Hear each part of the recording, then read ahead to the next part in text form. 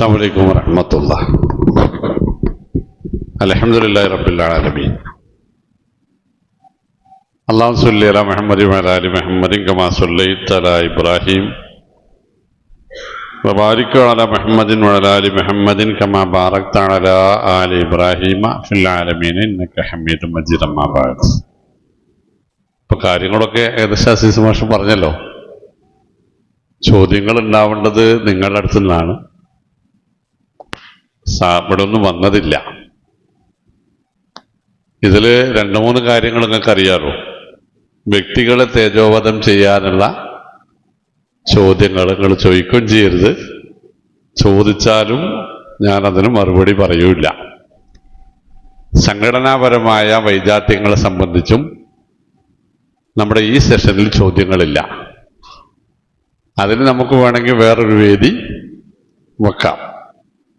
മൂന്നാമത്തെ കാര്യം, ഞങ്ങളെ, അതായത് നാട്ടുകാരെ നന്നാക്കാൻ നടക്കുന്ന ആളുകളെ നന്നാക്കാൻ പറ്റുന്ന ഒരേ ഒരു സംഗതി നിങ്ങളിൽ നിന്നുള്ള, പൊതുജനങ്ങളിൽ നിന്നുള്ള ചോദ്യങ്ങളാണ്.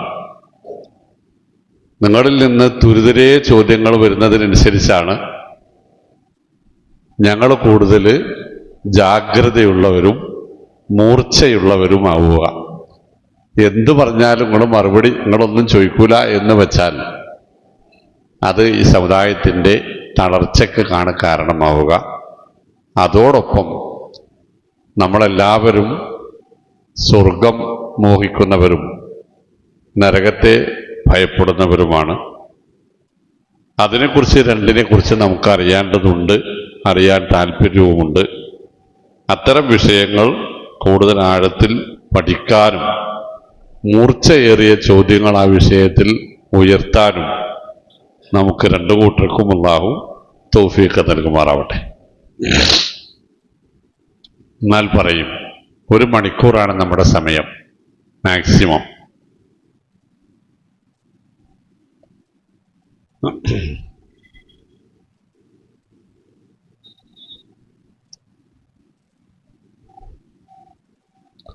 ആരോ ഇപ്പൊ ചോദിച്ചാൽ മറക്കും, അപ്പം ചോദിക്കാന്നൊക്കെ പറഞ്ഞിരുന്നു.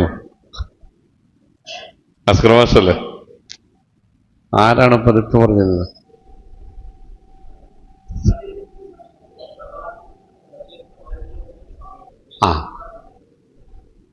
പള്ളിയിലെത്തുന്ന സമയത്ത് 2 റക്അത്ത് നമസ്കരിക്കാനുള്ള സമയമേ ജമാഅത്തിന് ആകെ ബാക്കിയുള്ളൂ എങ്കിൽ റവാത്തിബിന് പ്രാധാന്യം കൊടുക്കണോ, തഹിയ്യത്തിന് പ്രാധാന്യം കൊടുക്കണോ എന്നാണ് ചോദ്യം, അല്ലേ? പള്ളിയിൽ നിങ്ങൾ ആര് കയറി വന്നാലും നബി സല്ലല്ലാഹു അലൈഹി വസല്ലമ പറഞ്ഞത് അങ്ങനെയാണ്.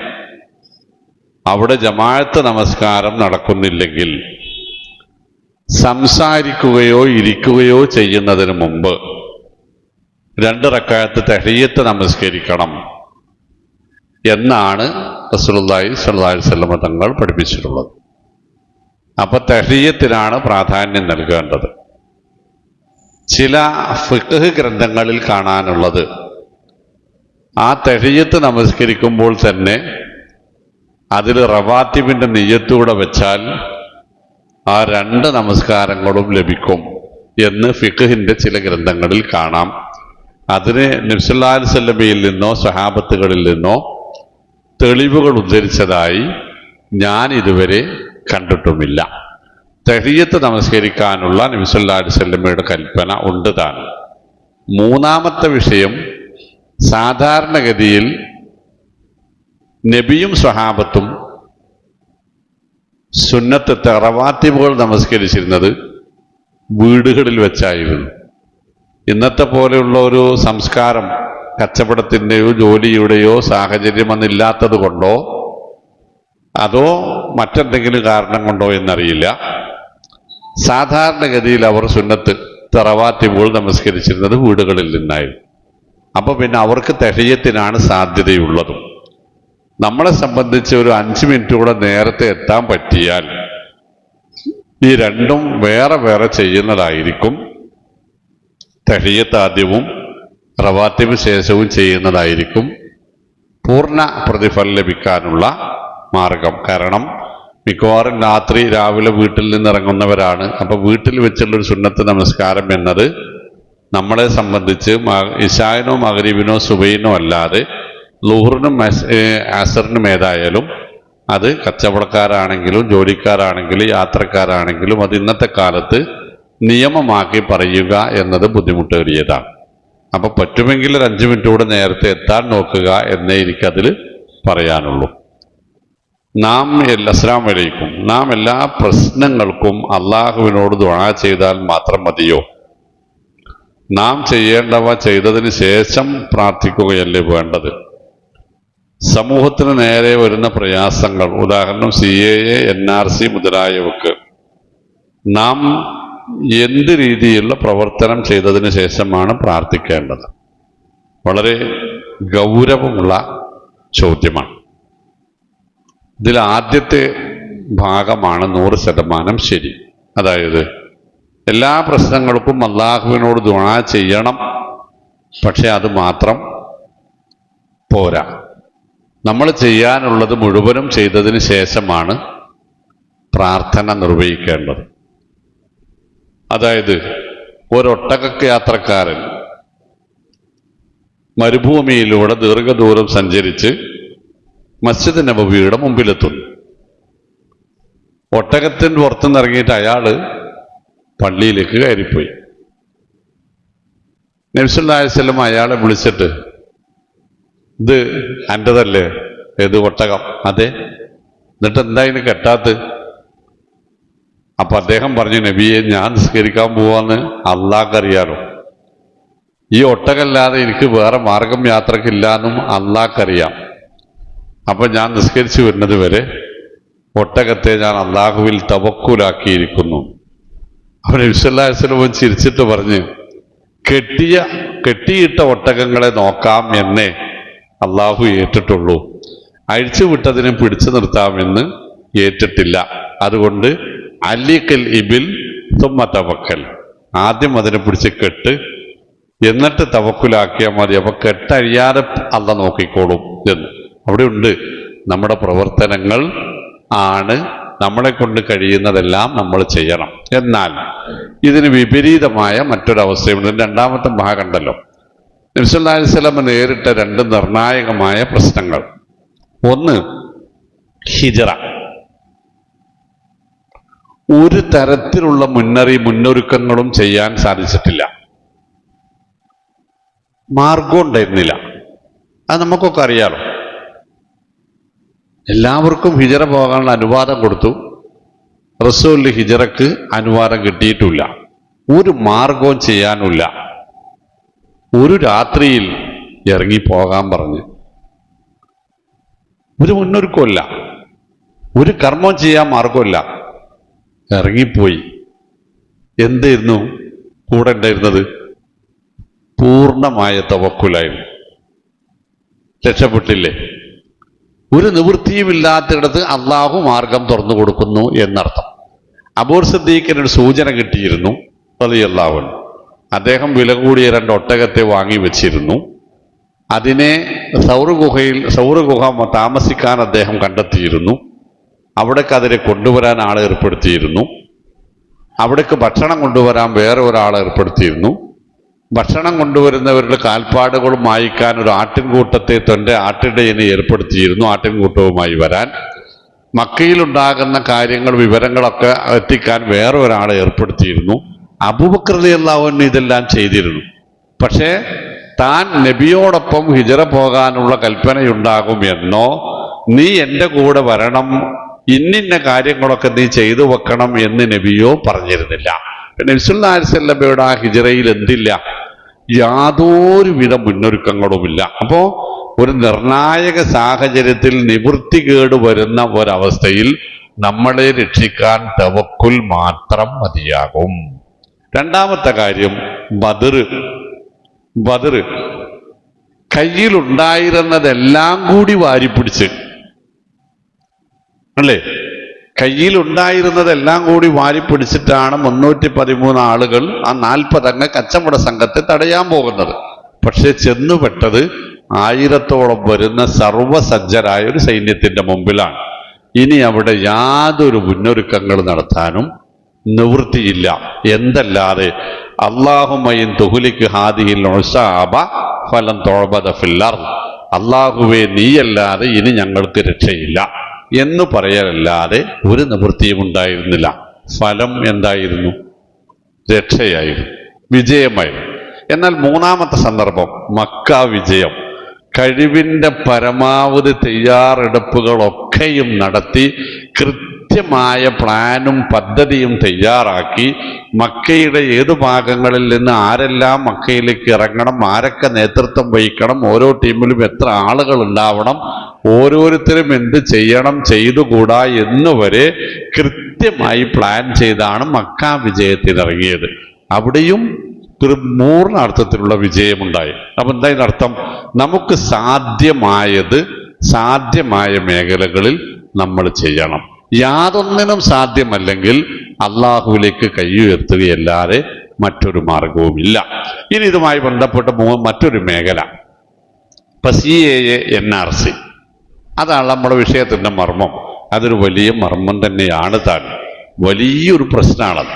അതിന് ഇൻഷാഅല്ലാഹ് ഞാൻ പറഞ്ഞാൽ അത് നന്നാവുന്നതിനേക്കാൾ കൂടുതൽ ആഴത്തിൽ അതിൻ്റെ ആപത്തുകൾ അറിയാവുന്ന ആളുകളാണ് ഈ ഇരിക്കുന്നവരെല്ലാം എന്ന് എനിക്കറിയാം. പക്ഷെ നമ്മൾ ചിന്തിക്കേണ്ട ഒരു കാര്യം, റസൂൽ സല്ലല്ലാഹു അലൈഹി വസല്ലം നമ്മളോട് പറഞ്ഞത് മൻ റആ മിൻകും മുൻകറൻ ഫൽയുഗയ്യിറുഹു ബിയദിഹി, നിങ്ങളൊരു വേണ്ടാവൃത്തി കണ്ടാൽ നിങ്ങളത് ശക്തി ഉപയോഗിച്ച് തടയണം. എന്നിട്ട് പറഞ്ഞു ഫഇല്ലം യസ്തത്തി, ശക്തി ഉപയോഗിക്കാൻ ഒരു മാർഗവുമില്ലാത്തിടത്ത് ഫബിലിസാനിഹി, പറഞ്ഞ് തടയണം, പറഞ്ഞ് വാക്കുകൊണ്ട് തടയണം. ഫഇല്ലം യസ്തത്തി, അതിനും നിങ്ങൾക്ക് നിവൃത്തിയില്ലെങ്കിൽ ഫബി കൽബിഹി, വെറുപ്പ് പ്രകടിപ്പിക്കണം. ഈ വെറുപ്പ് പ്രകടിപ്പിക്കുന്നിടത്ത് നമുക്കത് മാറിക്കിട്ടാൻ എന്താ മാർഗം? നമുക്ക് ചെയ്യാൻ പറ്റുന്നത് എന്താണ്? ഒരു മുദ്രാവാക്യം പിടിക്കാം, ഒരു സമരം വെക്കാം, ഒരു പിക്കറ്റിംഗ് വെക്കാം, അല്ലേ, ഒരു ധർണ വെക്കാം. ഇതിനപ്പുറം ഇതുമായി ബന്ധപ്പെട്ട് ജനാധിപത്യ വ്യവസ്ഥയിൽ നമുക്ക് ചെയ്യാൻ പറ്റുന്ന കോടതികളെ സമീപിക്കാം. അതല്ലാതെ നമുക്ക് ചെയ്യാൻ പറ്റുന്നത് എന്താണ്? ഇതൊക്കെ നമ്മൾ ചെയ്യണം. അതിനപ്പുറം ഈ ഫാസിസ്റ്റ് ഗവൺമെന്റിന്റെ നേതൃത്വത്തെ നമുക്ക് പ്രാർത്ഥന കൊണ്ടല്ലാതെ മറ്റെന്തുകൊണ്ടാണ് നേരിടാൻ കഴിയുക? ഒന്നുകൊണ്ടും കഴിയില്ല. നിങ്ങൾ കൃത്യമായിട്ട് മനസ്സിലാക്കുക. ഒരു ഗതിയുമില്ലാത്ത മക്കാരുടെ മുന്നിലേക്ക് എല്ലാ സംവിധാനങ്ങളോടെയും അറബികൾക്ക് ഇതുവരെ പരിചയമില്ലാത്ത ഒരു ആനയുമായി, ഒരാനയാണെന്നും ആനപ്പടയാണെന്നും കാണാം, ഒരു ചങ്ങാതി വരുന്നു. എന്നിട്ട് അബ്ദുൽ മുത്തലിബിനെ, അന്നത്തെ മക്കയിലെ നേതാവാണ്, അബ്ദുൽ മുത്തലിബിനെ വിളിക്കും. നിങ്ങൾ ഇത് ഒഴിവായി തരണം, എനിക്ക് നിങ്ങളോട് ഒരു വൈരാഗ്യമില്ല. അതൊക്കെ തന്നെ ഇവിടെയും പറയണത്. എനിക്ക് നിങ്ങളോടൊരു വൈരാഗ്യമില്ല, മുസ്ലിങ്ങൾക്കെതിരെ മാത്രമായിട്ട് ഒരു നടപടിയില്ല, ഇവിടെ പൗരന്മാരെ ഉണ്ടായി കാണുന്ന ഒരു പരിപാടിയില്ല. പക്ഷെ പുറം രാജ്യങ്ങളിൽ നിന്ന് മുസ്ലിങ്ങൾ വന്നാൽ ഞങ്ങൾ പൗരത്വം കൊടുക്കൂല എന്ന് അപ്പൊ തന്നെ പറയും. ഇതിൽ പിന്നെ മർമ്മം അല്ല, തെറ്റെന്തിനുണ്ടോ? ഇല്ലല്ലോ. പാകിസ്ഥാൻ, ബംഗ്ലാദേശ്, അഫ്ഗാനിസ്ഥാൻ എന്ന് ആര് വന്നാലും ഞങ്ങൾ പൗരത്വം കൊടുക്കും. അതിനവർക്ക് രേഖയും വേണ്ട, ഒന്നും വേണ്ട, അവരൊരു അഫിഡവിറ്റ് തന്നാൽ മതി. പക്ഷെ എല്ലാ രേഖകളും കൊടുത്താലും മുസ്ലിങ്ങളാണെന്ന് പറഞ്ഞാൽ കൊടുക്കൂല. അതാണല്ലോ ഉള്ളത്. മുസ്ലിങ്ങൾക്കെതിരെ ഇവിടെ യാതൊരു വിധത്തിലുള്ള നടപടികളും ഇല്ലതാനും. ഇത് രണ്ടും കൂടിയാണ് പറയണം. അവിടെയാണ് ഞാനിപ്പോ ഇത് പറഞ്ഞത്. അബ്ദുൽ മുത്തലിബിനോട് പറയും, ഇക്കങ്ങളോട് വൈരാഗ്യമൊന്നുമില്ല, അബ്രഹത്ത് ഇക്കങ്ങളോട് വൈരാഗ്യമില്ല, നാട്ടിനോട് കുഴപ്പമില്ല, എനിക്കാകെ പ്രശ്നം ആ കെട്ടിടം അവിടുന്ന് പൊളിച്ചു മാറ്റണം എന്ന് മാത്രമേ ഉള്ളൂ. അത് ഞാൻ പൊളിച്ചു മാറ്റും. അതിന് നിങ്ങൾ തടസ്സം നിൽക്കുകയാണെങ്കിൽ, നിങ്ങളെ തകർത്തിട്ടാണെങ്കിൽ ഞാനത് പൊളിച്ചു മാറ്റും. അബ്ദുൽ മുത്തലിബ് ഇങ്ങനെ ചിരിച്ചു, ഒന്നും മിണ്ടാതെ. എന്തേ ഒന്നും മിണ്ടാത്തെന്ന് വെച്ചും അബ്ദുൽ മുത്തലിബ് പറഞ്ഞ്, എൻ്റെ ഒരു 200 ഒട്ടകങ്ങളെ നിങ്ങളുടെ ആളുകൾ പിടിച്ചു കൊടുത്തിട്ടുണ്ട്, അതിനെനിക്ക് തിരിച്ചു കിട്ടണം.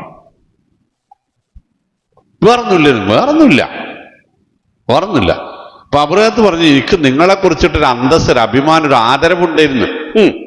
സ്വന്തം ബിൽഡിംഗ് തകർക്കാൻ വരുമ്പോ അതിനേക്കാൾ വലുതാത്തേ ഓനോ എൻ്റെ 200 ഒട്ടകം. പുച്ഛം തോന്നുന്നു നിങ്ങളെ കുറിച്ച്. അബ്ദുൽ മുത്തലിബ് പറഞ്ഞ്, ആന റബ്ബുൽ ഇബിൽ, ഒട്ടകത്തിന് ഉടമസ്ഥ ഞാനാ, അതുകൊണ്ട് ഞാനത് ചോദിച്ചത്. വലിൽ ബൈത്തി റബ്ബുൻ, ആ വീടിനൊരു ഉടമസ്ഥൻ വേറെ ഉണ്ട്. സയംനഉഹു, അത് അവൻ നോയിക്കോളും. ആ വീടിനെ അവൻ സംരക്ഷിച്ചോളും. അതിന്റെ പേരാണെന്ത്?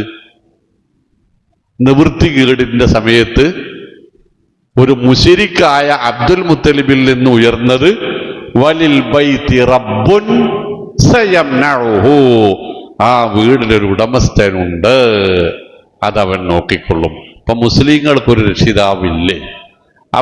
അവർ കണ്ണീരൊലിപ്പിച്ചാൽ ഉത്തരം കാപ്പാൻ ചെയ്യുന്ന ഒരു റബ്ബ് അവർക്കില്ലേ? ആ റബ്ബിനെ കണയുകയല്ലാതെ വേറെ മാർഗങ്ങളൊന്നും ഇപ്പൊ ഈ രാജ്യത്തില്ല. ജനാധിപത്യ വ്യവസ്ഥക്കോ ഈ രാജ്യത്തിന്റെ സ്വൈര ജീവിതത്തിനോ തടസ്സമാകുന്ന, ഭരണഘടനയ്ക്ക് വിരുദ്ധമാകുന്ന യാതൊന്നും മുസൽമാൻ ഒരു മേഖലയിലും എത്രമാത്രം ഭരണകൂടത്തിൽ നിന്ന് തിരിച്ചടിയുണ്ടായാലും ചെയ്യാവതല്ല. കാരണം ഇബ്രാഹിം നബി അലൈഹി സ്വലാമക്ക് അപകടമല്ലാതെ തിരിച്ചടികളല്ലാതെ യാതൊന്നും ഉണ്ടായിട്ടില്ല. പക്ഷെ അദ്ദേഹം നടത്തുന്ന പ്രാർത്ഥനകളൊക്കെയും റബ്ബി ജഅൽ ഹാദാ ബലദൻ ആമിനൻ വർസുഖ് അഹ്ലഹു മിനസ് സമറാത്ത് എന്ന പഠിച്ചോനെ, ഈ നാടിനെ സമൃദ്ധമായ നാടാക്കണേ, ഇതിനെ നിർഭയത്വമുള്ള സുരക്ഷിതമായ നാടുമാക്കണമേ. അതോടൊപ്പം റബ്ബി ജഅൽ ഹാദാ ബലദൻ ഹാദൽ ബലദ ആമിനൻ വജ്നുബിനി വബനിയ അൻ അഅ്ബുദൽ അസ്നാം, പഠിച്ചവനെ ഈ നാടിനെ നിർഭയത്വമുള്ള സുരക്ഷിതത്വമുള്ള നാടാക്കണേ, ഒപ്പം എന്നെയും എൻ്റെ മക്കളെയും വിഗ്രഹാരാധനയിൽ നിന്ന് രക്ഷിക്കുകയും വേണമേ എന്നാണ് അദ്ദേഹം പ്രാർത്ഥിച്ചത്.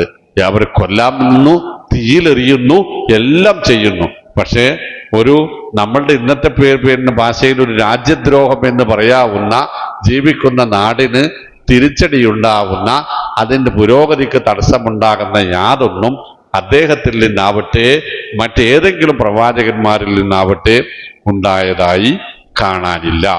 രാജ്യത്തിന്റെ അഭിവൃദ്ധിക്കും ഒപ്പം സമുദായത്തിന്റെ രക്ഷയ്ക്കും വേണ്ടിയുള്ള പ്രാർത്ഥനകളായിരുന്നു, പ്രവർത്തനങ്ങളായിരുന്നു ഉണ്ടായിരുന്നത്. അപ്പൊ അത് തന്നെ നമുക്ക് ചെയ്യാനുള്ളൂ. പലസ്തീനിലെ ഇസ്രയേൽ അധിനിവേശത്തിന്റെ പശ്ചാത്തലത്തിൽ ചില പള്ളികളിൽ നമസ്കാരത്തിൽ പ്രത്യേക പ്രാർത്ഥനകൾ ഉണ്ടായിരുന്നു. എന്നാൽ നമ്മുടെ പള്ളിയിൽ അത്തരമൊരു പ്രാർത്ഥന ശ്രദ്ധയിൽപ്പെട്ടിട്ടില്ല. നമ്മുടെ പള്ളിയിൽ നമ്മുടെ ജുമാ ഖുതുബകളിലും അല്ലാത്ത പ്രസംഗങ്ങളിലും ഒക്കെ ഇവർക്ക് വേണ്ടിയുള്ള, ഈ രാജ്യത്തിന് പലസ്തീനികൾക്ക് വേണ്ടിയുള്ള പ്രാർത്ഥനകൾ ഉണ്ടായിട്ടുണ്ട്.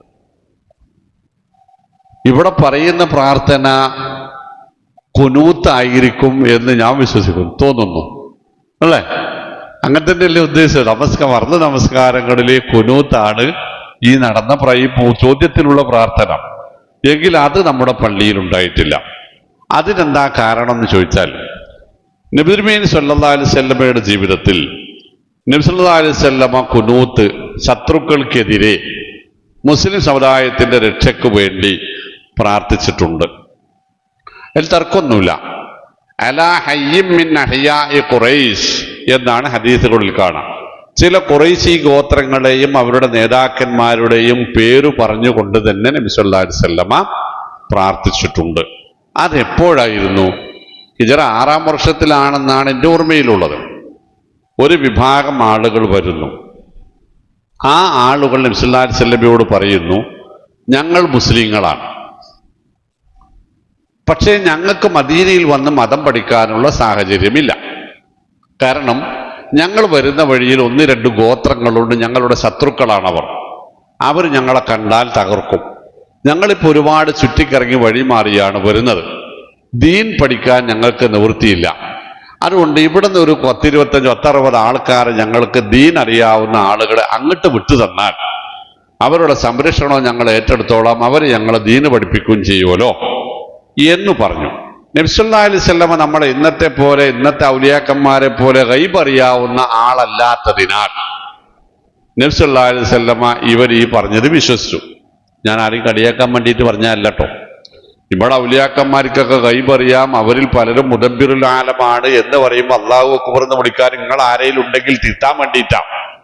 ബിഇർ മഅഊന എന്നാണ് ആ സംഭവത്തിന് പറയാം, അല്ലെങ്കിൽ റജിയർ എന്ന് പറയും. നബി സല്ലല്ലാഹു അലൈഹി വസല്ലമ ഇവർ പറഞ്ഞത് വിശ്വസിച്ചു. നബിക്ക് ഇവരുടെ മനസ്സിലെ ദുഷ്ടത്തരം മനസ്സിലായില്ല. ചില ഔലിയാക്കന്മാരെ അടുത്തേക്ക് ചെന്ന് വണ്ടി നിർത്തുമ്പോൾ അറിയാലോ വഹാബിന്റെ വണ്ടിയാണ് വരുന്നത്, എന്തോ ഒരു കഥയാ നോക്കാൻ. അപ്പൊ അതൊക്കെ വിളിച്ച് അല്ലാഹു അക്ബർ എന്ന് പറയാൻ നമ്മൾ ആൾക്കാരുണ്ട്. നബി സല്ലല്ലാഹു അലൈഹി വസല്ലം അത് വിശ്വസിച്ച് 60 ആളുകളെ, അതും 60 ഖുറാഉകളെ, ഹാഫിള് എന്നത് നമ്മൾ ഉപയോഗിക്കുന്ന പേരാണ്, സ്വഹാബികൾ ഖുറാ എന്നാ പറയാ ഹാഫിളുകൾക്ക്. 60 ഖുറാഇനെ, ഖുർആൻ മനപ്പാടമുള്ള, അന്നോളം അവതരിച്ച ഖുർആൻ മനപ്പാടമുള്ള 60 ആളുകളെ നബി സല്ലല്ലാഹു അലൈഹി വസല്ലമ ഇവരോടൊപ്പം പറഞ്ഞയച്ചു. ഇവർ സത്യത്തിൽ ചതിയന്മാരായിരുന്നു, ചതിയന്മാർ. ഇവർ ഈ 60 ആളുകളെ, കിട്ടുന്ന അത്രയും ആളുകളെ ചതിച്ചു കൊന്ന് മുസ്ലിങ്ങളെയും ഇസ്ലാമിനെയും ദുർബലപ്പെടുത്താനും ഇല്ലാതാക്കാനും ഭയപ്പെടുത്താനും വേണ്ടി ഇറങ്ങിത്തിരിച്ചവരാണ്. നബി സല്ലല്ലാഹു അലൈഹി വസല്ലമ ഇതൊന്നും അറിയാതെ ഈ 60 ആളുകളെ ഇവരോടൊപ്പം വിട്ടു. ബിർ മഅഊനയിൽ വെച്ച്, റജിയ എന്ന സ്ഥലത്താണ് ബിർ മഅഊനയുള്ളത്. അവിടെ വെച്ച് ഈ 60 ആളുകളെയും ഈ വന്ന ആളുകൾ കൊന്നു. വഹി മുഖാന്തിരം നബി സല്ലല്ലാഹു അലൈഹി വസല്ലമക്ക് വിവരം മനസ്സിലായി, കിട്ടി. നബി സല്ലല്ലാഹു അലൈഹി വസല്ലം ജീവിതത്തിൽ ഇങ്ങനെ സങ്കടപ്പെട്ട ഒരു സമയമില്ല. ആ 25 ആളുകളായിരുന്നു ഈ ടീമിലുണ്ടായി നേതൃത്വം കൊടുത്തിരുന്നത്. ഈ 25 ആളുകളുടെയും പേരെടുത്ത് പറഞ്ഞുകൊണ്ട് പടച്ചവനെ അവരെ നശിപ്പിക്കണമേ എന്ന് തന്നെ നബി പ്രാർത്ഥിച്ചു. അത് 5 വഖത്തിലെ നമസ്കാരങ്ങളിലും നിരന്തരമായി പ്രാർത്ഥിച്ചു. അത് ചിലപ്പോൾ റുക്കോഴിന് മുമ്പ്, ചിലപ്പോൾ റുക്കോഴിന് ശേഷം, അങ്ങനെ പല അവസരങ്ങളിലായി 1 മാസക്കാലം നബി സല്ലല്ലാഹു അലൈഹി വസല്ലമ നിരന്തരമായി പ്രാർത്ഥിച്ചു. 150 നമസ്കാരങ്ങളിലും പ്രാർത്ഥിച്ചു. ഇവരിലെ അവസാനത്തെ ആളും കൊല്ലപ്പെട്ടിരിക്കുന്നു എന്ന വാർത്ത വന്നതോടുകൂടി ആ പ്രാർത്ഥന നബി സല്ലല്ലാഹു അലൈഹി വസല്ലമ ഉപേക്ഷിച്ചു, നിർത്തിവെച്ചു. ഇതിന് ഖുനൂത്തുൻ നാസില, ആപൽ ഘട്ടങ്ങളിലെ പ്രാർത്ഥന എന്നാണ് പറയുക. അപ്പന്റെ നമുക്കത് ഇപ്പൊ ആയിക്കൂടെ എന്ന് ചോദിച്ചാൽ, ബിർ മഅഊനയ്ക്ക് ശേഷവും ഒരുപാട് ദുരന്തങ്ങൾ ഇസ്ലാമിനുണ്ടായിട്ടുണ്ട്. നബി സല്ലല്ലാഹു അലൈഹി വസല്ലമയുടെ കാലത്തും ഉണ്ടായിട്ടുണ്ട്. ഇപ്പോ പിന്നെ മുഅ്ത യുദ്ധത്തിൽ പ്രിയപ്പെട്ട സെയ്ദ് ബിൻ ഹാരിസയും ജഅഫർ ബിൻ അബീ ത്വാലിബ് ഉൾപ്പെടെയുള്ള അബ്ദുല്ലാഹി ഇബ്നു റവാഹ ഉൾപ്പെടെയുള്ള നബി സല്ലല്ലാഹു അലൈഹി വസല്ലമയുടെ വഹി എഴുത്തുകാരും നബി സല്ലല്ലാഹു അലൈഹി വസല്ലമയുടെ വളർത്തുപുത്രനും സ്വന്തം അനിയനും അലി ബിൻ അബീ ത്വാലിബ് റളിയല്ലാഹു അൻഹുവിന്റെ ജ്യേഷ്ഠൻ ജഅഫർ ബിൻ അബീ ത്വാലിബ് ഒക്കെ ഷഹാദത്ത് വരിക്കുന്നത് മുഅ്ത യുദ്ധത്തിലാണ്. ഹിജ്റ 10-ാം കൊല്ലത്തിലെ മുഅ്ത യുദ്ധത്തിൽ വഫാത്താകുന്നതിന്റെ തൊട്ട് മുമ്പ്. അതൊക്കെ കഴിഞ്ഞിട്ട് ഒരു കൈ വെട്ടിമാറ്റപ്പെട്ട ഒരു കൈ പരുന്തോ കഴുകനോ കൊണ്ടുപോകുന്നതിനിടയിൽ മദീനയിൽ വന്ന് വീഴുന്നു. ആ കൈ ആരുടേതാണെന്ന് തിരിച്ചറിയാൻ ശ്രമിച്ചപ്പോൾ മനസ്സിലായത് അത് ജഅഫർ ബിൻ അബീ ത്വാലിബിന്റെ സ്വന്തം അനിയന്റെ കൈയാണ് എന്ന് നബി സല്ലല്ലാഹു അലൈഹി വസല്ലം ഒക്കെ മനസ്സിലാകുന്ന സന്ദർഭം നബി ദിവസങ്ങളോളം കരഞ്ഞിട്ടുണ്ട്. ഒരുപാട് മുഅ്മിനീങ്ങൾ അവിടെ മൂത്ത യുദ്ധത്തിൽ ഷഹാദത്ത് വരിച്ചിട്ടുണ്ട്. പക്ഷേ നബി ഈ പ്രാർത്ഥന നടത്തിയിട്ടില്ല. പിന്നെ ഖുനൂത്തുൻ നാസില നബി സല്ലല്ലാഹു അലൈഹി വസല്ലമ നടത്തിയിട്ടില്ല. അപ്പൊ നമ്മൾ എന്താ മനസ്സിലാക്കുക? അതൊരു നിർണായക സാഹചര്യത്തിലെ അള്ളാഹുവിന്റെ പ്രത്യേകമായ കൽപ്പന പ്രകാരം നബി സല്ലല്ലാഹു അലൈഹി വസല്ലമ നടത്തിയതാണ് ബിർ മഅഊന ദുരന്തത്തിന് ശേഷമുള്ള പ്രാർത്ഥന. അതിനു മുമ്പും ആ ദുരന്തങ്ങൾ ഉണ്ടായിട്ടുണ്ട്, അതിനുശേഷവും ആ ദുരന്തങ്ങൾ ഉണ്ടായിട്ടുണ്ട്.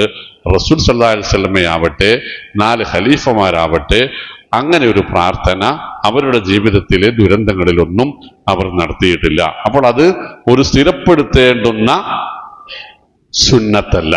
പിന്നെ കർമ്മശാസ്ത്ര മേഖലയിൽ മദ്ഹബി ചിന്താഗതികൾ വെച്ച് പുലർത്തുന്നവർക്ക് സ്വന്തം നിലപാടുകളുണ്ട്. അഹ്മദ് ബിൻ ഹംബൽ റഹ്മത്തുള്ളാഹി അലൈഹിയുടെ ഹംബലി മദ്ഹബിന് വേറൊരു നിലപാട്, ഹനഫികൾക്ക് വേറൊന്ന്, മാലിക്കികൾക്ക് വേറൊന്ന്, ശാഫികൾക്ക് വേറൊന്ന്.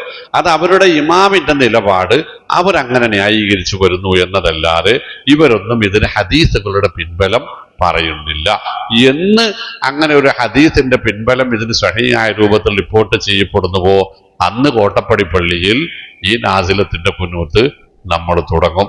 അതുവരെ സുന്നത്തിലില്ലാത്തൊരു സംഗതി, സ്ഥിരപ്പെടാത്തൊരു സംഗതി നടത്തേണ്ടതില്ല എന്ന് നമ്മൾ തീരുമാനിച്ചതാണ്. വേറത് പ്രത്യേകിച്ച് പലസ്തീനികളോട് നമുക്ക് വെറുപ്പോ വൈരാഗ്യമോ ഒന്നും ഉണ്ടായിട്ടല്ല.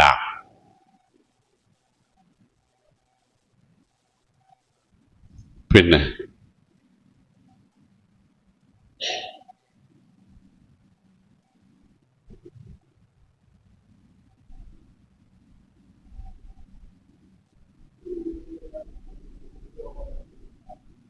എങ്ങനെ നിത്യജീവിതത്തിൽ സ്ഥിരമായി ഓതാൻ പഠിപ്പിക്കപ്പെട്ട സൂറത്തുകളോ ആയത്തുകളോ ഉണ്ടോ എന്ന്. ഓക്കെ, സൂറത്തുകൾ നിത്യജീവിതത്തിൽ ഓതാൻ പഠിപ്പിക്കപ്പെട്ടത് എല്ലാ ഫർദ് നമസ്കാരങ്ങൾക്ക് ശേഷവും മുഅവ്വദാത്ത് എന്ന പേരിൽ അറിയപ്പെടുന്ന ഇഖ്ലാസ്, ഫലക്ക്, നാസ് സൂറത്തുകൾ എല്ലാ ഫർദ് നമസ്കാരങ്ങൾക്ക് ശേഷം ഓതാൻ സുന്നത്താക്കപ്പെട്ടതാണ്. സുബഹി നമസ്കരിച്ചതിന് ശേഷം സൂര്യൻ ഉദിക്കുന്നതിന് മുമ്പേ വീണ്ടും അത് ഒരു തവണ കൂടി 3 തവണ വീതം മുതൽ സുന്നത്താണ്. മഗ്രിബിന് മുമ്പ് സൂര്യൻ അസ്തമിക്കുന്നതിന് മുമ്പ് ഒരു 3 തവണ കൂടി ഇതെല്ലാം മുതൽ ഈ 3 സൂറത്തും 3 തവണ. ഫർദ് നമസ്കാരത്തിന് ശേഷം ഓരോ തവണയും സൂര്യൻ ഉദിക്കുന്നതിന് മുമ്പും സൂര്യൻ അസ്തമിക്കുന്നതിന് മുമ്പും 3 തവണയും ഈ മുഅവ്വദാത്ത്, ഇഖ്ലാസ്, ഫലക്ക്, നാസ് സൂറത്തുകൾ ഓതൽ സുന്നത്താക്കപ്പെട്ടതാണ്. രാത്രി കിടക്കുമ്പോൾ 3 തവണ വീതം ഈ സൂറത്തുകൾ 3ഉം ഓതി കൈകളിൽ ഊതി ശരീരത്ത് മുഴുവനും കയ്യെത്തുന്നിടത്ത് മുഴുവനും തടവലും നബി സല്ലല്ലാഹു അലൈഹി വസല്ലമയുടെ സ്ഥിര മാതൃകയായിരുന്നു. അവശതയുള്ള അവശനായ മരണപ്പെട്ട ആ രോഗത്തിന് സമയത്ത് ആയിഷ റളിയല്ലാഹു അൻഹ കൂപ്പേന ഓതുകയും നബി സല്ലല്ലാഹു അലൈഹി വസല്ലമയുടെ കൈകളിൽ ഊതിപ്പിക്കുകയും നബിയുടെ കൈ ആയിഷ ബീവി പിടിച്ചു കൊടുത്തുകൊണ്ട് കൈ ശരീരം മുഴുവൻ തടവുകയും ചെയ്തിരുന്നതായി പോലും സ്വഹീഹായ ഹദീസുകളിൽ വന്നിട്ടുണ്ട്. അപ്പൊ ഈ 3 സൂറത്തുകൾ, പിന്നെ ആയത്തുൽ കുർസി എല്ലാ ഫർദ് നമസ്കാരങ്ങളുടെയും ശേഷം ഓരോ തവണ, അതും ഇത് പറഞ്ഞ പോലെ സൂര്യൻ ഉദിക്കുന്നതിന് മുമ്പും സൂര്യൻ അസ്തമിക്കുന്നതിന് മുമ്പും ഓരോ തവണ സുന്നത്തായി റിപ്പോർട്ട് ചെയ്യപ്പെട്ടിട്ടുള്ളതാണ്. രാത്രി കിടന്നുറങ്ങുന്നതിന് മുമ്പ് ഈ ഊതുന്നതിന് പുറമെ അതിനു മുമ്പ് ആയത്തുൽ കുർസി, സൂറത്തുൽ കാഫിറൂൻ, ഇഖ്ലാസ്, ഫലക്ക്, നാസ് എന്നിങ്ങനെയുള്ള ഈ 4 സൂറത്തുകളും ആയത്തുൽ കുർസിയും ഒരു തവണ കൂടി ഓതൽ സുന്നത്തായി നിർദ്ദേശിക്കപ്പെട്ടിട്ടുണ്ട്. അതുപോലെ കിടക്കുന്ന സമയത്ത് ആ സൂറത്ത് അൽ കഹ്ഫിന്റെ ആദ്യത്തെ 10 ആയത്തും അവസാനത്തെ 10 ആയത്തും ഓതൽ സുന്നത്തായതാണ്. സൂറത്ത് ആല ഇമ്രാന്റെ അവസാനത്തെ 10 ആയത്ത് ഓതലും സുന്നത്തായതാണ്. ബെഡിലേക്ക് കടന്നതിന് ശേഷം വലതുഭാഗത്തേക്ക് തിരിഞ്ഞു കടന്ന് ആമന റസൂല് ഓതലും സുന്നത്തായതാണ്. ആ 2 ആയത്ത് അത് ഓതലും സുന്നത്താണ്. മഗ്രിബിനും ഇശാഇനും ഇടയിൽ സൂറത്തുൽ മുൽക്ക്, തബാറക്കല്ലദീ ബിയദിഹിൽ മുൽക്ക് ഒരു തവണ ഓതുന്നതും സുന്നത്താക്കപ്പെട്ടതാണ്. അപ്പൊ എന്തൊക്കെയായി? സൂറത്തുൽ ഇഖ്ലാസ്, ഫലക്ക്, നാസ്, കാഫിറൂൻ, ആയത്തുൽ കുർസി, പിന്നെ അൽ കഹ്ഫിന്റെ ആദ്യത്തെ 10 ആയത്ത്, അവസാനത്തെ 10 ആയത്ത്, ആല ഇമ്രാന്റെ അവസാനത്തെ 10 ആയത്ത്, അൽ ബഖറയുടെ അവസാനത്തെ 2 ആയത്ത്. ഇതെല്ലാം സ്വഹീഹായ റിപ്പോർട്ടുകൾ പ്രകാരം നിത്യജീവിതത്തിൽ പാലിക്കാൻ സുന്നത്താക്കപ്പെട്ടതാണ്.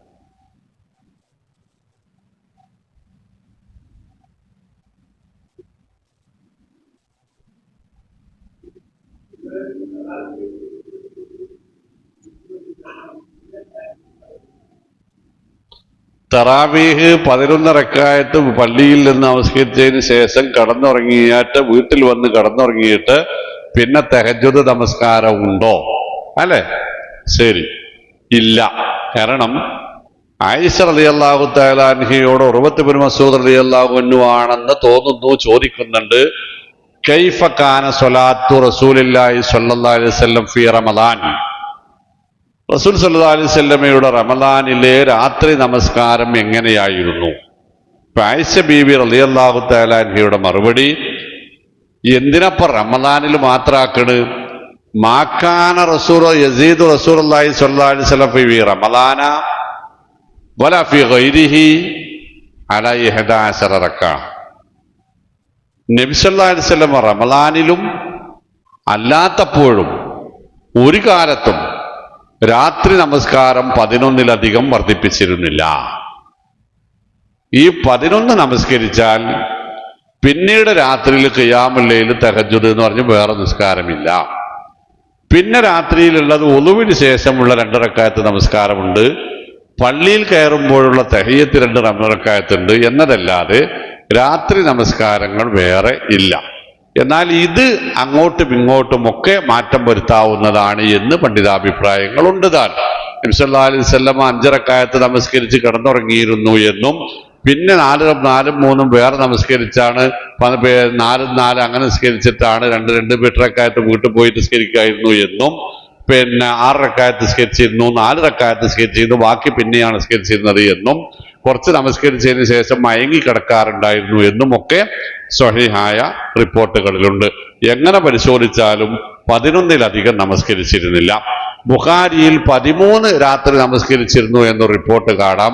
അവിടെ തന്നെ ആയിഷ ബീവി പറയും അതിലെ 2 റക്അത്ത് സുബഹിന്റെ സുന്നത്തായിരുന്നു എന്നും. 30-ന് 23 നമസ്കരിക്കാം, 36 നമസ്കരിക്കാം, 41 നമസ്കരിക്കാം, എണ്ണം ഇല്ല. മസ്ന സ്വലാത്തുല്ലൈലി മസ്ന എത്ര വേണമെങ്കിലും 2 റക്അത്തായിട്ട് നമസ്കരിക്കാം എന്ന് പറയുന്നവർക്കും ഒക്കെ പറയാനുള്ളത് വൽ അഫ്ളലു മാ കാന അലൈഹി റസൂലുള്ളാഹി സ്വല്ലല്ലാഹു അലൈഹി വസല്ലം വഹുവ 11. കാര്യങ്ങൾ ഇങ്ങനെയൊക്കെ ആകാമെങ്കിലും ഏറ്റവും ശ്രേഷ്ഠമായത് റസൂൽ സല്ലല്ലാഹു അലൈഹി വസല്ലം നമസ്കരിച്ചിരുന്ന രീതിയാണ്, അത് 11 ആകുന്നു എന്നാണ്. അപ്പൊ അതിനപ്പുറം ഒരു നിസ്കാരം അഫ്ളലല്ല. നബി ചെയ്തതിൻ്റെ അപ്പുറത്തൊരു പുണ്യം നമ്മൾ ആലോചിക്കേണ്ടതും ഇല്ല. പിന്നെ ഈ വിഷയത്തിലുള്ളത് ഉമർ റളിയല്ലാഹു അൻഹുവിന്റെ കാലത്ത് 36, 41 ഒക്കെ നിസ്കരിച്ചിരുന്നു എന്നാ. ഏത് പള്ളിയിലാണ് നിസ്കരിച്ചിരുന്നത്, ആരാണ് അതിന് നേതൃത്വം കൊടുത്തിരുന്നത് എന്നതിന് തെളിവില്ല. ഇസ്ലാമിന്റെ അടിസ്ഥാന ചിന്താഗതി സനദില്ലാത്തതൊന്നും മതമല്ല എന്നാ. സനദില്ലാത്തതൊന്നും മതമല്ല. ആ മുടി വന്നപ്പോ നമ്മൾ സനത് ചോദിച്ചെന്തിനാ? തെളിവുണ്ടോ നോക്കാനാ. തെളിവ് ചെന്നെത്തിയിട്ട് അത് നബിയുടെ മുടിയാണെന്ന് തെളിഞ്ഞ നബിയുടെ മുടി തന്നെയാണ്, തർക്കമൊന്നുമില്ല. സനദില്ലാത്തത് മതമല്ല. അപ്പോ ഈ പറഞ്ഞത് ഏത് പള്ളിയിലാണ് എന്നില്ല, ആരായിരുന്നു എന്നില്ല, ഏത് നാട്ടിലായിരുന്നു എന്നില്ല, ഏത് കാലത്തായിരുന്നു എന്നുമില്ല. അപ്പൊ അതെന്താണ്? വിശ്വസിക്കാൻ പറ്റാത്ത അവിശ്വസനീയ. എന്നാൽ മുസ്ലിം റിപ്പോർട്ട് ചെയ്തത് കാണാം. അമറ ഉമറു ഉബയ്യ ബിൻ കഅബിൻ വതമീം അദ്ദാരിയ അൻ യുസല്ലിയ ബിന്നാസി അലാ 11 റക്അ. ഉമർ റളിയല്ലാഹു അൻഹു ഉബയ്യ ബിൻ കഅബിനെ മസ്ജിദ് നബവിയിലും തമീം അദ്ദാരിയെ ഖുബാ പള്ളിയിലും റളിയല്ലാഹു അൻഹുമാ തറാവീഹ് നമസ്കാരത്തിന് ഇമാമായി നിശ്ചയിച്ചിരുന്നു. അവരോട് 2 പേരോട് ഉമർ കൽപ്പിച്ചത് 11 റക്അത്തുകൾ വീതം നമസ്കരിക്കാൻ ആണ് എന്ന് സ്വഹീഹ് മുസ്ലിമിൽ റിപ്പോർട്ട് ചെയ്തത് കാണുകയും ചെയ്യാം. അപ്പൊ അതാണ് അതിന്റെ സത്യം. ബാബു ഖിയാമുൽ ലൈൽ വഹുവ തറാവീഹ് എന്ന ഒരു അധ്യായത്തിന് പേര് കൊടുത്തത് ഏതായാലും മുജാഹിദീങ്ങളല്ല. ബാബു ഖിയാമുൽ ലൈൽ വഹുവ തറാവീഹ് എന്നൊരു ഹദീസ് ഗ്രന്ഥത്തിലെ ഒരു അധ്യായത്തിന്റെ പേരാണ്. സ്വാഭാവികമായിട്ടും ഹദീസ് ഗ്രന്ഥം ഏതാണെന്ന് അറിയാൻ നിങ്ങൾക്ക് താല്പര്യം ഉണ്ടാവുമല്ലോ. റിയാദു സ്വാലിഹീനാണ്. റിയാദു സ്വാലിഹീന്റെ കർത്താവ് ആരാ നിങ്ങൾക്കറിയോ? സാക്ഷാൽ ഇമാം യഹ്യ ഇബ്നു ശറഫുൻ നവവി റഹിമഹുല്ലയാണ്. ഇമാം നവവിയുടെ പേരെന്താണെന്നറിയോ നിങ്ങള്? അശാഫിഈ അസാനി എന്നാണ്, 2ാം ശാഫിഈ എന്നാണ്. അദ്ദേഹത്തിന്റെ ലോകപ്രശസ്ത ഗ്രന്ഥമാണ് നമ്മുടെ അലമാരിയിലുണ്ട്, റിയാദു സ്വാലിഹീൻ. അതിൽ തറാവീഹ് നമസ്കാരത്തിന്റെ 5 അധ്യായങ്ങൾ കൊടുക്കും. ഖിയാമുൽ ലൈൽ, ഖിയാമു റമളാൻ, ഖിയാമു തഹജ്ജുദ്, വിത്ർ, എന്നിട്ട് അവസാനം ഒരു അധ്യായം ബാബു ഖിയാമുൽ ലൈൽ വഹുവ തറാവീഹ്. ഈ എല്ലാ അധ്യായങ്ങളിലും അദ്ദേഹത്തിന് പറയാനുള്ളത് മാക്കാന യസീദ് റസൂലുള്ളാഹി സ്വല്ലല്ലാഹു അലൈഹി വസല്ലം അലാ 11 റക്അ, 11-ൽ കൂടുതൽ നബി എവിടെ നിസ്കരിച്ചിരുന്നില്ല. അപ്പൊ ഖിയാമുൽ ലൈലിന്റെ പേര് തന്നെയാണ് തറാവീഹ്, തറാവീഹിന്റെ പേര് തന്നെയാണ് ഖിയാമുൽ ലൈല്. ഇപ്പൊ ഞാൻ മനസ്സിലാക്കുന്നത് എങ്ങനെയെന്നറിയോ? നിങ്ങൾ എന്നെ എന്ത് വിളിക്കും? മിസ്കാത്തി എന്ന് വിളിക്കും. എൻ്റെ മക്കളോ ഉപ്പാന്ന് വിളിക്കും. എൻ്റെ വേറെ കുട്ടികളോ ഇപ്പപ്പാന്ന് വിളിക്കും. എൻ്റെ പെങ്ങളെ മക്കളോ കാക്കു എന്ന് വിളിക്കും. എൻ്റെ ജ്യേഷ്ഠന്റെ അനിയന്റെയും മക്കളോ വേറെ പേര് വിളിക്കും. കോളേജിൽ ചെന്നാലോ സാറെന്ന് വിളിക്കും. ഇതിനൊക്കെ കൂടെ ഞാനിങ്ങനെ മാറാൻ ഞാനെന്താ മുയന്തി ചെയ്യുക? ഒരാളുടെ വിവിധ സന്ദർഭങ്ങളിലെ വിവിധ പേരുകൾ, വിവിധ സാഹചര്യങ്ങളിൽ. അതുപോലെ രാത്രിയിലാണ് നമസ്കരിക്കുന്നത് എന്നതുകൊണ്ട് പൊതുവിൽ ഇതിന് ഖിയാമുൽ ലൈൽ എന്ന് പറയും. അത് റമളാനിലേക്കാകുമ്പോൾ അതിന് ഖിയാമു റമളാൻ എന്ന് പറയും. അത് ഒന്നുറങ്ങി എഴുന്നേറ്റ് നമസ്കരിക്കുമ്പോൾ അതിന് തഹജ്ജുദ് എന്ന് പറയും. അത് ഒറ്റയായി അവസാനിപ്പിക്കുമ്പോൾ അതിന് വിത്റ് എന്ന് പറയും. ഓരോ 2 റക്അത്തിനുമിടയിലും ഒന്ന് വിശ്രമിക്കുന്നത് കൊണ്ട് അതിന് തറാവീഹ് എന്നും പറയും. വിശ്രമിച്ചു കൊണ്ടുള്ള നമസ്കാരം എന്നാണ് തറാവീഹ് എന്ന് പറഞ്ഞ അർത്ഥം. അതല്ലാതെ ഇത് 5ഉം വേറെ വേറെയാണെങ്കിൽ ഈ പറയുന്ന ആളുകൾ തെളിയിക്കേണ്ടത് നബി തിരുമേനി സ്വല്ലല്ലാഹു അലൈഹി വസല്ലമയോട് അല്ലാഹു സുബ്ഹാനഹു വ തആല പറഞ്ഞിട്ടുണ്ടല്ലോ, വമിനൽ ലൈലി ഫതഹജ്ജദ് ബിഹി നാഫിലത്തൻ ലക്കാൻ, രാത്രി നമസ്കാരം താങ്കൾക്ക് നിർബന്ധമാണ് എന്നാണ് അതിന് തഫ്സീറുകൾ അർത്ഥം കൊടുത്തിട്ടുള്ളത്. നാഫിലത്ത് എന്ന സുന്നത്ത് എന്ന അർത്ഥം. നബിയെ സംബന്ധിച്ച് ഇത് നിർബന്ധമാണ് എന്നാണ് തഫ്സീറുകൾ പറഞ്ഞിട്ടുള്ളത്. എങ്കിൽ ഈ റമളാനിലെ തറാവീഹ് 11 റക്അത്തിന് അല്ലാതെ നബി സല്ലല്ലാഹു അലൈഹി വസല്ലം തഹജ്ജുദ് നമസ്കരിച്ചതായി തെളിയിക്കട്ടെ. ഒരു നിർബന്ധമായ നമസ്കാരം ഉണ്ടായിട്ട് നബി അത് മാറ്റിവെച്ചു എന്ന് പറയാൻ പേർക്ക് ആർക്കെങ്കിലും ധൈര്യമുണ്ടോ? ഇല്ലെങ്കിൽ നബി സല്ലല്ലാഹു അലൈഹി വസല്ലം റമളാനിലെ പ്രത്യേക നമസ്കാരമായ തറാവീഹ് 11 റക്അത്തും നബി സല്ലല്ലാഹു അലൈഹി വസല്ലമക്ക് നിർബന്ധമായാണ് എന്ന് സൂറത്ത് ഇസ്രായിൽ ഖുർആൻ പഠിപ്പിച്ച തഹജ്ജുദ് വേറെ നമസ്കരിച്ചു എന്നതിന് അത് പറയുന്നവരാണ് തെളിവ് നൽകേണ്ടത്, അല്ലാത്തവരല്ല.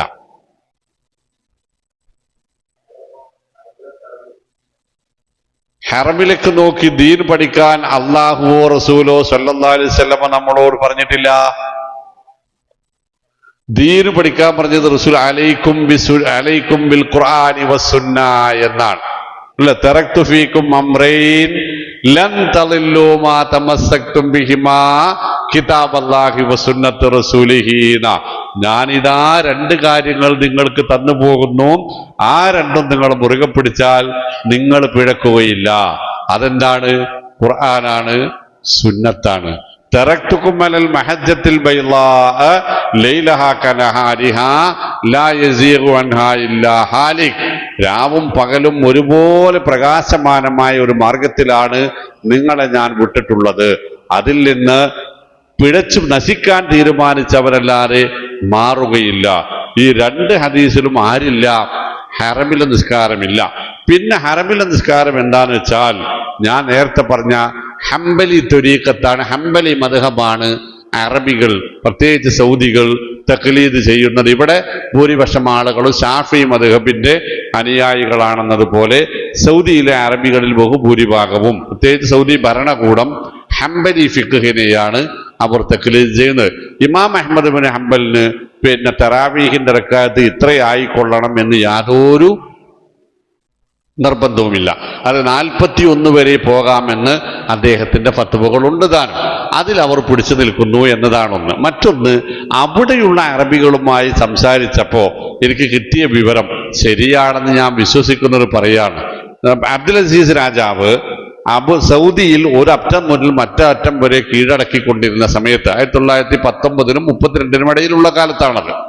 അത് കീഴടക്കിക്കൊണ്ടിരിക്കുന്ന കാലത്ത് മക്കയിൽ ഒരു പോരാട്ടം ഉണ്ടാക്കേണ്ടി വരും, മക്ക കീഴടക്കണമെങ്കിൽ എന്ന നില വന്നപ്പോൾ മക്കികൾക്ക് മനസ്സിലായി ഇത് അദ്ദേഹം കീഴടക്കും, എന്ത് വില കൊടുത്തും.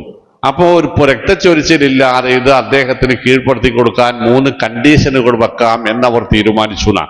ആ കണ്ടീഷനുകൾ അബ്ദുൽ അസീസ് രാജാവിന് മുമ്പിൽ അവർ അവതരിപ്പിച്ചു. ഒന്ന്, ഹറമിലെ മക്കയിലും മദീനയിലും ജമാഅത്ത് നമസ്കാരങ്ങൾക്ക് ഇമാമിനെ പ്രോംപ്റ്റ് ചെയ്യാൻ 2ാമതൊരു ഇമാമിനെയും കൂടി വെക്കണം. അതിവിടെ കാലങ്ങളായി നടക്കുന്ന സംഗതിയാണ്, അത് സമ്മതിക്കണം. മറ്റൊന്ന്, 4 ഇമാമുകളുടെ കീഴിലാണ് ഇവിടെ ജമാഅത്ത് നടക്കുന്നത്, അത് മുന്നോട്ട് അതേപോലെ തന്നെ കൊണ്ടുപോകണം. 3, ഇവിടെ മൂന്നാമത്തത്, ഇവിടെ ബാങ്ക് വിളിക്കുന്നത് ഒരു കുടുംബത്തിന്റെ അവകാശമാണ്, കുറെ കാലമായി അത് ആ കുടുംബത്തിൽ തന്നെ നിലനിൽക്കണം. 4ാമത്തേത്, ഇവിടെ തറാവീഹ് നമസ്കരിക്കുന്നത് 21 റക്അത്താണ്, 23 റക്അത്താണ്, അതങ്ങനെ തന്നെ തുടരണം. അപ്പൊ അബ്ദുൽ അസീസ് രാജാവ് അത് സമ്മതിച്ചില്ല, പറ്റില്ല എന്ന് അദ്ദേഹം തീർത്തു പറഞ്ഞ് അടിച്ചൊതുക്കുമെന്ന് അദ്ദേഹം പറഞ്ഞു. പക്ഷെ അന്നത്തെ അദ്ദേഹത്തോടൊപ്പം ഉണ്ടായിരുന്ന ഇന്നത്തെ ആലി ഷെയ്ഖിന്റെ മുഹമ്മദ് അബ്ദുൽ വഹാബിന്റെ കുടുംബം ഉൾപ്പെടെയുള്ള പണ്ഡിതവര്യന്മാർ അദ്ദേഹത്തോട് പറഞ്ഞു, തൗഹീദ് ഉൾക്കൊള്ളുന്ന ഒരു സമുദായമാണ് ഇവർ. കർമ്മശാസ്ത്ര മേഖലകളിൽ അഭിപ്രായ വ്യത്യാസങ്ങൾ എല്ലാ കാലങ്ങളിലുമുണ്ട്. അതുകൊണ്ട് ആ ഒരു ഡിമാൻഡ് അല്ലാത്ത മറ്റതെല്ലാം നമുക്ക് അംഗീകരിക്കാവുന്നതാണ് 4 ഇമാമുകൾ 4 കോണിൽ വെച്ച് 4 ജമാഅത്തുകൾ ഒരേ സമയം നടത്തുന്ന സമ്പ്രദായം അംഗീകരിക്കാൻ പറ്റില്ല. ബാക്കി 3 നമുക്ക് അംഗീകരിക്കാം എന്ന് പണ്ഡിതന്മാരുടെ അവിടുത്തെ പണ്ഡിതന്മാരുടെ നിർദ്ദേശം അദ്ദേഹം അംഗീകരിക്കുകയായിരുന്നു എന്നും അങ്ങനെയാണ് അത് അവിടെ ഇപ്പോഴും തുടർന്നു പോരുന്നത് എന്നുമാണ് സൗദിയിൽ ഹറമുമായി ബന്ധപ്പെട്ട ശൈഖുമാരോട് ഈ വിഷയം സംസാരിച്ചപ്പോൾ എനിക്ക് കിട്ടിയ വിവരം. ശരിയാണോ ഇല്ലയോ എന്നത് അല്ലാഹു അഅലം. ഓക്കെ, മയ്യത്ത് കുളിപ്പിക്കുന്ന വെള്ളം ടോയ്ലറ്റിലേക്ക് പോകുന്നത് കുഴപ്പമുണ്ടോ? കുഴപ്പമൊന്നുമില്ല, ഒഴിവാക്കലാണ് നല്ലത്. ടോയ്ലറ്റിന്റെ ക്ലോസറ്റിലേക്കൂടെ ആ വെള്ളം പിന്നെ ഉള്ളതൊരു മനപ്രയാസം ഉണ്ടാക്കുന്ന സംഗതിയല്ല, അല്ലെ മതപരമായി വെറുക്കപ്പെട്ട ഒരു സംഗതിയല്ല. അപ്പൊ നമ്മളുടെയൊക്കെ ഇന്നത്തെ ടോയ്ലറ്റിന് കുളിക്കാൻ വേറെ ഒരു സ്ഥലവും ക്ലോസറ്റ് വേറൊരു സ്ഥലവുമാണല്ലോ. അതിൽ നിന്ന് ഈ വെള്ളം സെപ്റ്റിക് ടാങ്കിലേക്കല്ലാതെ വേറെ സുരക്ഷിതമായ സ്ഥലത്തേക്ക് ഒഴുക്കി കളയാനുള്ള സൗകര്യങ്ങളുണ്ടല്ലോ. ഇപ്പൊ എൻ്റെ വീട്ടിലൊക്കെയും ഓരോ പിന്നെ ബാത്റൂമിൽ നിന്നുമുള്ള വെള്ളം ഓരോ തെങ്ങിന്റെ ചൂട്ടിലിക്ക. അപ്പൊ ഇതിന്റെ നന കഴിഞ്ഞോളെന്ന് വിചാരിച്ചിട്ട് ചെയ്തതാണ്. അപ്പൊ നമ്മുടെ ഏകദേശം വീടുകളിലൊക്കെ അങ്ങനെയായിരിക്കും. അതുകൊണ്ട് അത്തരം ഒരു സമ്പ്രദായമാണെങ്കിൽ അതിലേക്ക് അത് ഒഴുക്കി വിടുന്നത് കൊണ്ട് ഒരു കുഴപ്പമില്ല. മറ്റതിപ്പോ ഈ പറഞ്ഞ മാതിരി തന്നെ ഒരു മരിച്ച വീട്ടില് നമ്മൾ ഇനി അവിടെ ഒരു ഒച്ചയും വിളി ഉണ്ടാക്കണ്ട. അവർക്കത് താല്പര്യമില്ലാന്നുണ്ടെങ്കിൽ അതിന് സംവിധാനം പൈപ്പൂരൊക്കെ പുറത്തുണ്ടല്ലോ, ആണ്ട് പുറത്തേക്ക് പോയിക്കോട്ടെ എന്ന് വെച്ചാൽ മതി.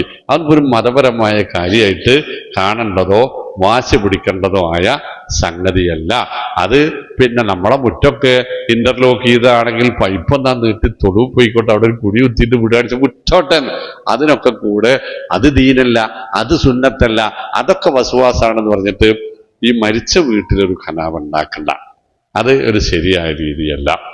ഉളു എടുക്കുന്ന വെള്ളം ടോയ്ലറ്റിലേക്ക് പോകുന്നത് നല്ലതല്ല എന്ന് പറഞ്ഞിരുന്നു. അതിപ്പോഴും അങ്ങനെ തന്നെയാണ് എൻ്റെ അഭിപ്രായം. നേരത്തെ പറഞ്ഞതുപോലെ തന്നെ ഈ ക്ലോസറ്റിലേക്ക് ശുദ്ധീകരിച്ച ഒരു ഇബാദത്തിന് ഉപയോഗിച്ച വെള്ളം നജസുമായി നേർക്ക് നേരെ കലരാനിടയാകുന്നത് മക്റൂഹാണെന്ന് പണ്ഡിതാഭിപ്രായങ്ങളുണ്ട്.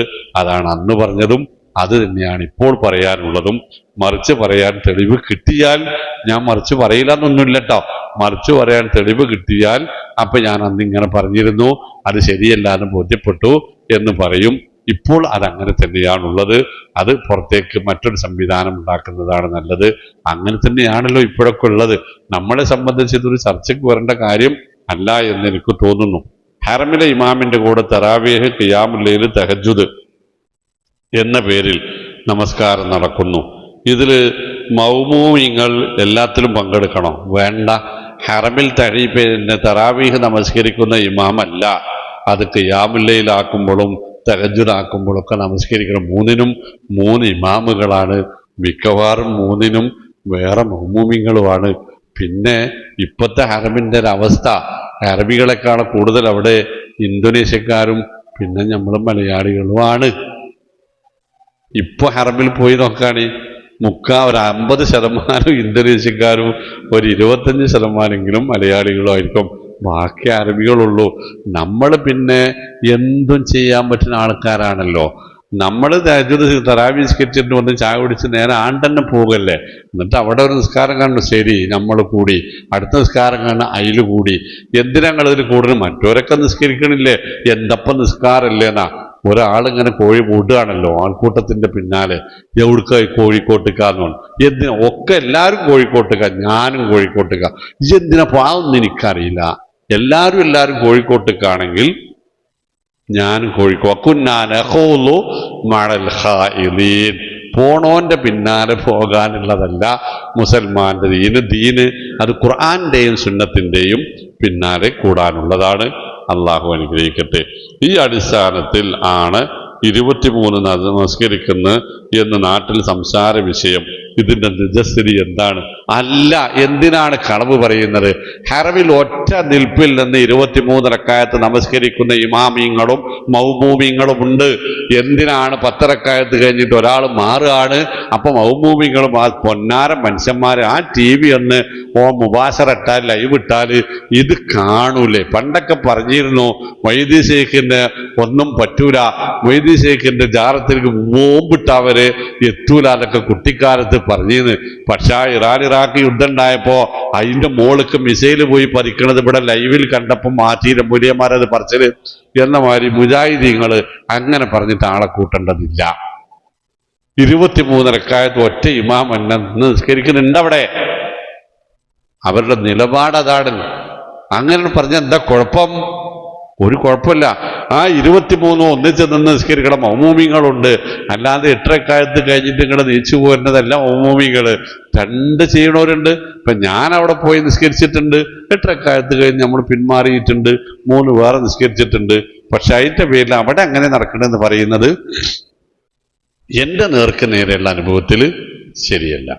ഉള്ളത് പോലെ പറഞ്ഞാൽ ദീനിനൊരു കോട്ടവും വരാൻ പോണില്ല. അങ്ങനത്തെ എല്ലാം സാഹിബ് നിങ്ങളവിടെ ഒരുപാട് കാലമുള്ള ആളല്ലേ, ഒറ്റ ഇമാമനെ നിസ്കരിക്കുന്നത്? വെറുതെ എന്തിനാണ് ഇല്ലാത്തത് പറഞ്ഞു.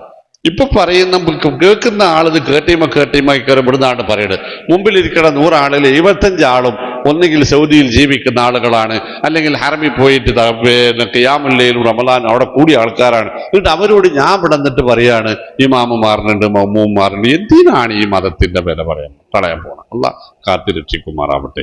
മാതാപിതാക്കൾക്ക് വേണ്ടി മക്കൾക്ക് നോമ്പിനും ഉംറ ഹജ്ജുകൾക്കും പുറമെ അവരുടെ പേരിൽ ദാനം നൽകിയാൽ സ്വീകരിക്കുമോ? സുബ്ഹാനല്ലാഹ്. നിങ്ങൾ ചെയ്യേണ്ടത് ഇതിലെ അമാനി മൗലവിയുടെ പരിഭാഷയില് ഇതാണല്ലോ ഇപ്പൊ നമ്മളുടെ ഒരു കേന്ദ്രം. അമാനി മൗലവിയുടെ പരിഭാഷ മുജാഹിദീങ്ങളുടെ എല്ലാ വീട്ടിലും ഉണ്ടാകുന്ന ഒരു സംഗതി ഇതാണല്ലോ. ഇത് നിങ്ങൾ ഇങ്ങനെ എടുക്കുക, എന്നിട്ട് ഇതിൽ സൂറത്ത് നജ്മിന്റെ 3050-51 പേജുകൾ നിങ്ങൾ ഇങ്ങനെ വായിക്കാം. സൂറത്ത് നജ്മിന്റെ 37-38 പേജുകൾ. അതിൻ്റെ അടക്കം അമ്മാനി മൗലവിയുടെ തഫ്സീർ ആവശ്യമുള്ളവർക്ക് പറഞ്ഞാൽ എത്തിച്ചു തരാം എന്നൊരു ഓഫർ വന്നിട്ടുണ്ട്. അപ്പൊ അതും കൂടെ ഒന്ന് കൂട്ടത്തിൽ ഓർമ്മിപ്പിക്കാണ്. അതിനും കൂടെ നിങ്ങളൊന്ന് ശ്രദ്ധിക്കണം. ഏതായാലും സൂറത്ത് നജ്മിന്റെ 37, 38, 39 ആയത്തുകളുടെ വ്യാഖ്യാനം പറയുന്നിടത്ത് അമാനി മൗലവി പറയുന്നുണ്ട്, നബി സല്ലല്ലാഹു അലൈഹി വസല്ലമ ഇത്തരം ഈ ഫാത്തിഹ ഓതലും അത് എത്തിക്കലും ഖുർആൻ ഓതലും അത് പാർസലടിക്കുന്നതും ചെയ്യുന്നതിന് പകരം ഇത്തരം സ്വഹീയായ തെളിവിന്റെ പിൻബലമുള്ള സ്വതക്കകൾ ചെയ്തിരുന്നുവെങ്കിൽ അത് മരിച്ചവർക്കും അത് കൊടുത്തവർക്കും ഉപകാരപ്പെടുമായിരുന്നുവല്ലോ. സമൂഹത്തിന്റെ ഇത്തരം സമ്പത്ത് ഇത്തരം നല്ല വിഷയങ്ങൾ ചെലവാക്കിയിരുന്നെങ്കിൽ എത്ര നന്നായിരുന്നു എന്ന് പോലും അമാനി മൗലവി എഴുതി വെച്ചിട്ടുണ്ട്. അപ്പൊ നമ്മൾ അക്കാര്യങ്ങളിലേക്ക് ഒരു ശ്രദ്ധ കൊടുക്കുന്നത് നല്ലതാണ്. 3150, 3151 പേജുകളിൽ ഈ സംഗതി അങ്ങനെ തന്നെ പറഞ്ഞിട്ടുണ്ട്. എവിടെയാണത് പറഞ്ഞിട്ടുള്ളത്? നമ്മള് വഅൻ ലൈസ ലിൽ ഇൻസാനി ഇല്ലാ മാ സഅ വഅന്ന സഅയഹു സൗഫ യുറാ എന്ന് പറയുന്ന ആയത്തുകൾ. അല്ലാ തസിറു വാസിറത്തുൻ വിസ്റ ഉഖ്റാ വഅൻ ലൈസ ലിൽ ഇൻസാനി ഇല്ലാ മാ സഅ വഅന്ന സഅയഹു സൗഫ യുറാ തുമ്മ യുജ്സാഹുൽ ജസാഅൽ ഔഫാ എന്ന ആയത്തുകൾ വിശദീകരിക്കുന്നിടത്ത് അമാനി മൗലവി റഹ്മത്തുള്ളാഹി കൃത്യമായി പറഞ്ഞിട്ടുണ്ട്, ഇത്തരം സമ്പത്ത് ഇങ്ങനെ മനുഷ്യൻ ചെലവഴിക്കുന്നതിന് പകരം അത് മരിച്ചവർക്ക് വേണ്ടി വേണ്ടപ്പെട്ട ആളുകൾ സ്വതക്ക കൊടുത്തിരുന്നുവെങ്കിൽ അതൊരു ഗുണമാകുമായിരുന്നുവല്ലോ, അത് രണ്ടുപേർക്കും ഉപകാരപ്പെടുമായിരുന്നുവല്ലോ എന്ന് കൃത്യമായി അമ്മാനി മൗലവി പറഞ്ഞിട്ടുണ്ട്. നോക്കിക്കോളൂ.